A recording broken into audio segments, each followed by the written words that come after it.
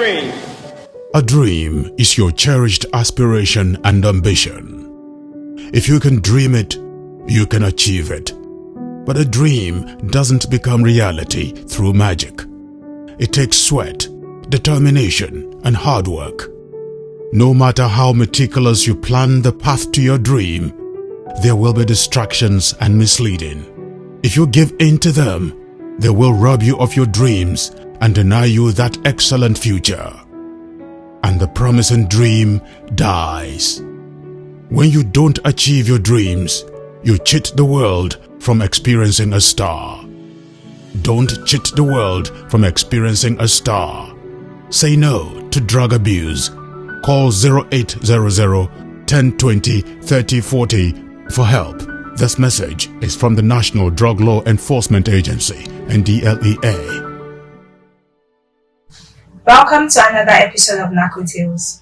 I am your host, Netta Wedoze. Last week, Abdulmalik'S shared his descent into substance dependence. Today, we explore his journey to redemption. Welcome back to the show, Abdul. Thank you very much. Yes. Last week, you mentioned relapsing after your parents' divorce. What triggered that relapse? Well, it's actually the problems, cracks started appearing at home. I happened to be at the center of it. So, in a sense, where I was mommy's favorite, but then daddy wanted me to be his favorite. So I was caught up in that enigma, and the divorce was really it was a fight. It was serious, it was a serious divorce. So the reason why I happened to be at the center of it is on a fateful day when that divorce started initiating, I happened to be the one who drove my mom to the airport, not knowing what was going on.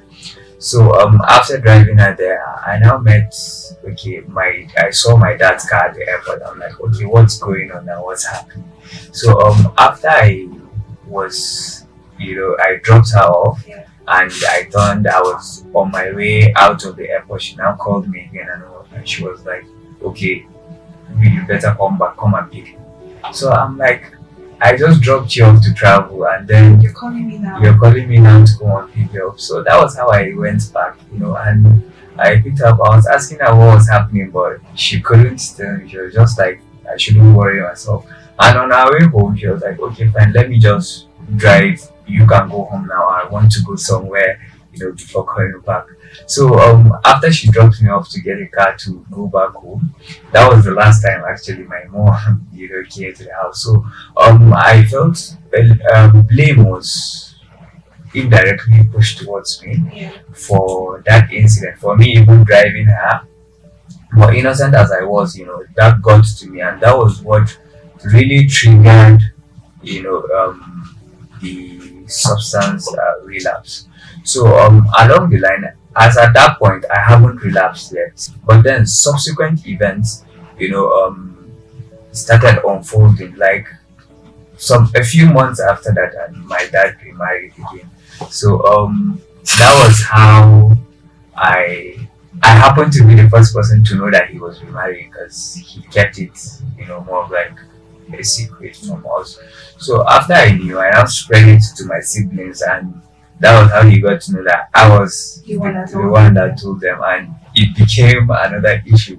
So by then I was struggling. I had bad friends that were into substance, but then they couldn't do it in front of me because they knew how strict I was with substance, particularly cigarettes. So after I figured out, that he was remarried, some words were used on me that I feel somehow to share them, but then it took me a long period of time for me to accept that, to sink that in as, okay, this is just part of life. So then afterwards I started crying, and that was how I went and met those friends, initially thinking that they could help me solve my problem, but I ended up back into it again. Okay, so how did cannabis and cigarette use affect your daily life, productivity? It affected a lot. Other than the psychological effects of it that I've had over the years, the main issue with it was I couldn't even go, after smoking, the reek, the scent, you can't really go and to a respectful place like that, so that really made me start isolating myself from meeting good people, from meeting productive people. And by then, my absence from school was really terrible, so between 2014 to 2015, I was back in a new school. My grades were good, but then I was, in a way, not immediately after my relapse. I it became a problem to me. So I stopped going to school, and I decided that okay, since friends were my problem, let me just do away with the school environment for a while, take some gap years and venture into business. Maybe that will solve my problem. Did it? It didn't. Trust me, it didn't. So taking that decision was one of the worst decisions that I've made. But then it brought out the person I am today. So I was off from school a lot. That's one. And secondly, I couldn't go to places where I was, comfortable with before my relapse. And then my skin tone, because of when you go out and meet people, why are you darker than the way you are? Why are you slimmer than looking pale? Why? Yeah, those were the type of questions that I got, and it really affected my esteem. So my esteem became very, very low, and when you have that low self-esteem, you look for other people that have that similar self-esteem to go and hang out in a black spot. So that really shifted my direction from the positive side to the negative side of things. Okay. So describe your rock bottom moment. How did it impact your decision to seek help? My rock bottom moments were in phases. Actually, it's not just one. Yeah, it's not just one. So the first one was after I left Maiduguri to be with my mom in Abuja. We were there, and my sister was married and she gave birth. So after giving birth, I was happy, and then with substance uses, whenever something is just that you're looking for an excuse to just use, to just do drugs. So I was like, my sister has given birth, so let me just. And between then, to me abstaining for a while again, for like about 8 months, I overdosed and happened to be in a state of delirium. I didn't know what was happening from Abuja. It was after some days that I saw myself in my hometown, which is in Adamawa State. So I'm like, so how did I get here? And then I was told that even in Kano, I had like some issues. I did some things for like 3 days that I can't, piece together and recall. So that one too really was a rock bottom for me, because it was shameful to go to a celebratory place whereby your family members and when wishers are there and you'll be misbehaving. That's true. And between 2015 to 2017, when I left school to go and start my business, I was it was a rock bottom for me, because my dad supported that, after I was insistent that this is what I want to do, but everyone else was against it. So I was a bit isolated, because I was born and brought up in Maiduguri. I was never in Yola at any point in my lifetime. That was the first time I was there, not knowing anyone, and then all I was there to do was business. So the support I got was a positive support because they tried their best. But then seeing it's very sad to see, a youth growing up and deciding to abstain from school to go into something else. So that anger was, I would like to believe that it's not anger, tough love. So that tough love was really heavy on me. So I was now staying with my uncle, and the uncle I was staying with, he was. It's very hard to talk about it, because the emotions are coming back and the experience was coming back. But throughout my stay in Yola, I had an apartment, I had a shop, but I had no means of, balancing the two, because the addiction, I've come to understand that it is the most, catastrophic thing that was happening then, and coupled with the fact that from time to time, it's just communication between him and them. Yeah. So whatever goes to them is what they're going to believe, and that's one aspect of substance that is really disheartening to me. When the trust is no longer there. So that one really weighed a lot on me. I stopped going to my shop, and for me having a shop and a house, I ended up becoming more of like a laborer, because that was how I was surviving. At some point, I stopped staying with my uncle. An apartment was, rented for me, but there was no means of feeding myself. There was no means of coping. Like the little I would get, I would just go into substance with it. So it was very, very hard. To some point, I would go and labor for work. Like I would ask my friends, okay, if there's any work to do, So you can pay. so I can get paid and then try and survive. So that really was was the worst rock bottom. But it really gave that resilience. It really gave me that resilience and strength, to know that something is truly wrong with me. From being a lively kid, I now became very, very quiet. I never let thoughts bother me, even though I became more of a thinker than a talker.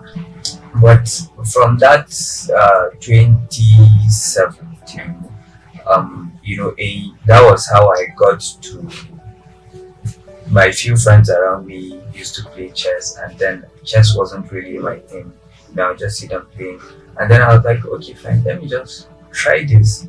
Let me see, why are you guys like, you stay for minutes, hours, just sitting down and looking, not talking to each other, and then you say you're playing a game. So that was how I now started playing chess, and that's impacted very, very. It changed my life. It changed my life.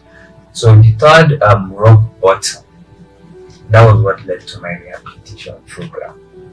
So it was an outburst.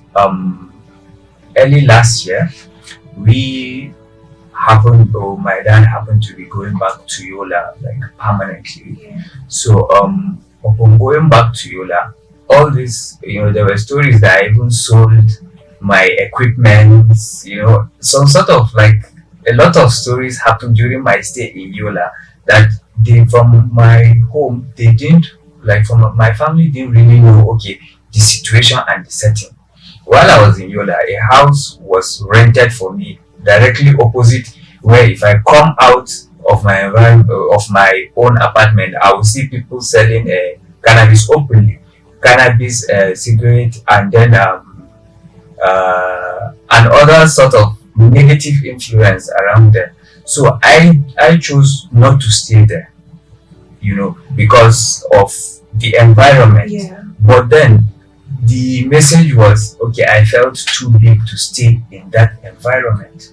So to last year, when we got back to Yola, trying to settle down permanently, and I happen to be the only one that knows around Yola. So I was taking them around. And I'd be like, okay, so this is where this was, and that was sent to you. Like I was just, like telling them.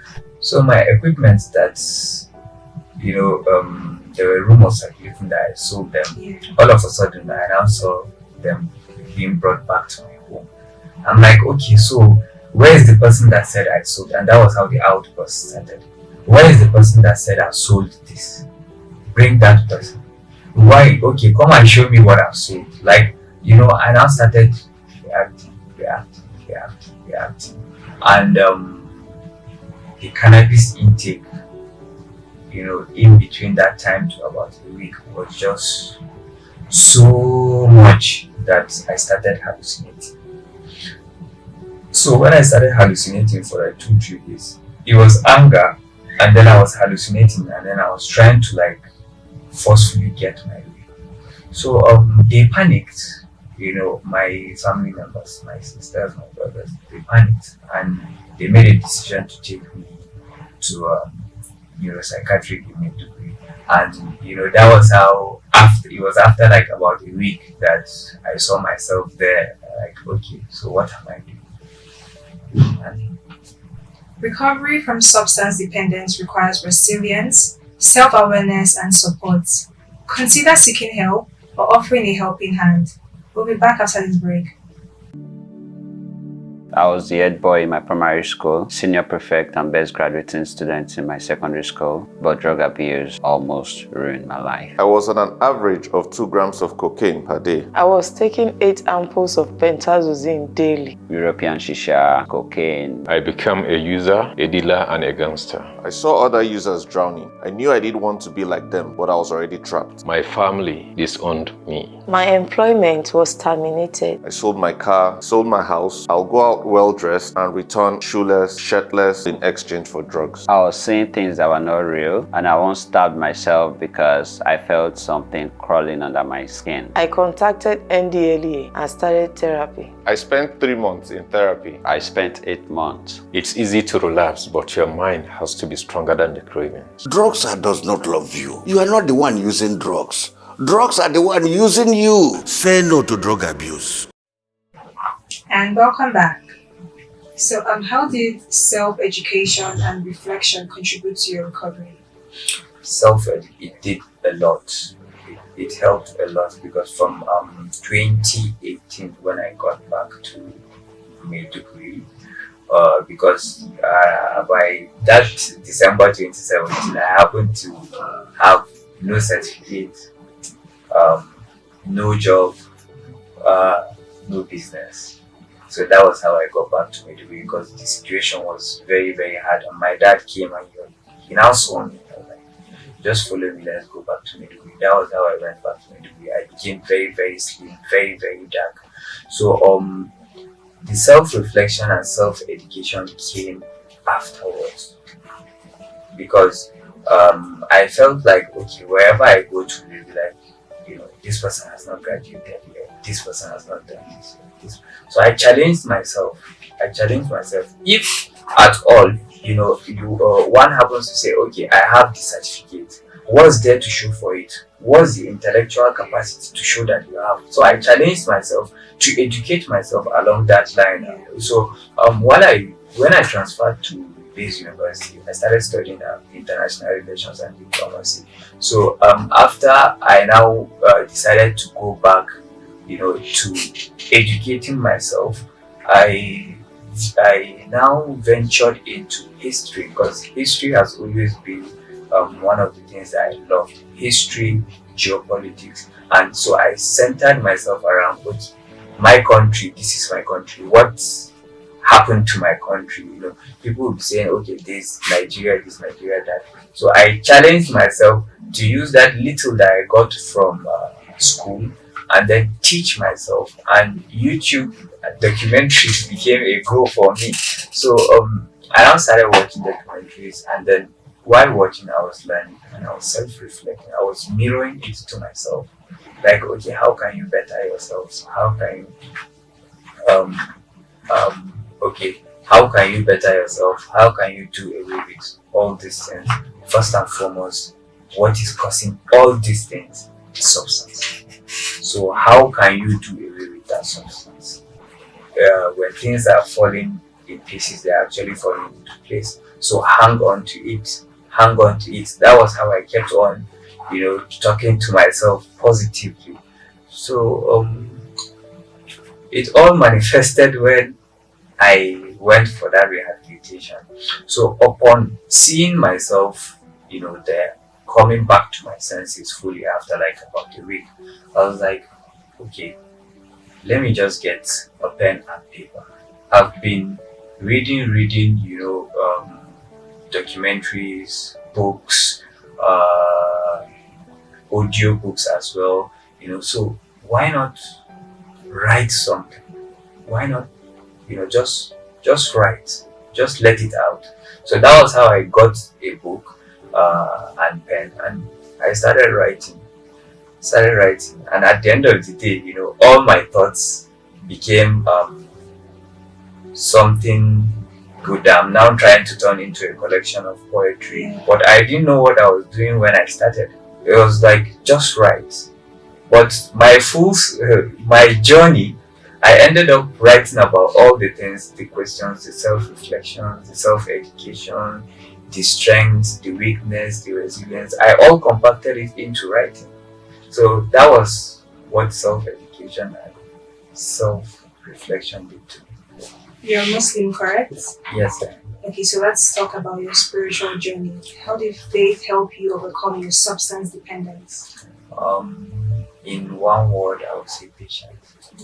But then, if I'm to, put deep into it, it's in phases. It's a journey. So, when I am using substance, I find my faith very low, like being unable to pray and the rest. Yeah. So, but when I'm off substance, I find myself, praying and doing more, prayer. So, during those 2 periods, I abstained, especially that 2015.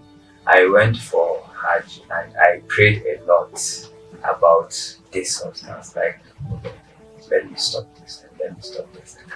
But in a way, when your prayers are answered, you don't know that they are answered. Unless when you are patient enough to ride through the storm, you see the rainbow. So after that 2015, I was really sticking to my prayers a lot. I pray I see myself, off that substance. At times I would say, this is the last time I'm going to take it. But before I know it, I didn't know what was going upstairs, like in my brain, but before I know it, I see myself halfway there. And then I'll start arguing with myself, like, okay, so you said this stuff, you said this. So, but then I'll be patient enough to say, okay, fine, I'm good, let me just try it. Maybe there's a reason for it. So I'll just go and take.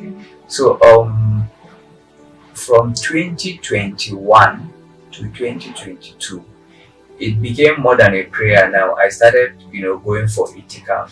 Itikaf is, the last 10 days of Ramadan that you seclude yourself in the mosque and just be praying. So I did that twice, 2021, 2022. And I was trying to do the same 2023 when, the move to Yola now, we now moved to Yola. So my coming back to Maiduguri was the outburst and then straight to the psychiatric.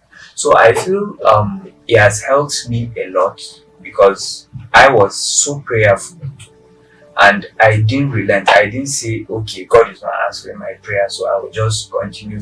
I was very optimistic to see it through. And I believe my prayers were answered from the first day I prayed, because from stopping till today, I've seen blessings coming back and forth from different places. Abdulmalik, how has your relationship with family and friends evolved since rehabilitation? Well, with family, when you're with siblings, there are days where you have a little bit of tension, but he has improved massively. The trust is back there now. In fact, there are some things that while I was using, they'll just make a decision without my knowledge, but now they seek my counsel when there is a need for it, and they've really supported me, and they've been supporting me, and the support has doubled, let me put it this way, since leaving my rehabilitation program till today, because a lot of things were ironed out during my program, and we happened to mend all the broken ties and all this. And with time, with the things I've learned during rehabilitation, there are some things that takes time before that trust fully comes back. But then me myself, I'm trying to educate them from a user perspective. Okay, so while I was doing this was happening, but now it is not there because of this, because of that. Look to this, look to that. So the relationship is much more cordial than it used to be while I was using the trust. That's good. Thank you very much for sharing your powerful story with us, and we wish you success in all your future endeavors. Abdulmalik'S journey reminds us that recovery is always within reach. Reach out to the National Drug Law Enforcement Agency, NDLEA, for support and counseling. That's all for today's episode. I am your host, Netta, and we'll see you next time on Narco Tales. Don't do drugs.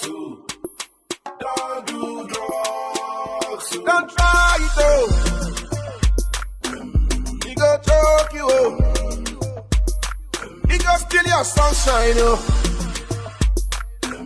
He go shock you up. He don't kill him any youth for my area.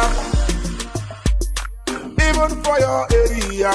When you start it to stop, it no go easy. As you dey drag am go, he dey drag you down. Water come out from my eyes, oh. When I remember all the guys, oh. Way many of them kicking bucket, oh. Some cut to socket, oh. Make we no forget, oh. No dey talk it, oh. Say, don't do drugs. Rock up busy body, oh. Don't do drugs. Don't go wound your busy body. If you die, you go sad, oh. Oh yeah, help me tell somebody. Say, rock up busy body, oh. Body, oh. Body, oh. This message is brought to you by the National Drug Law Enforcement Agency, NDLEA.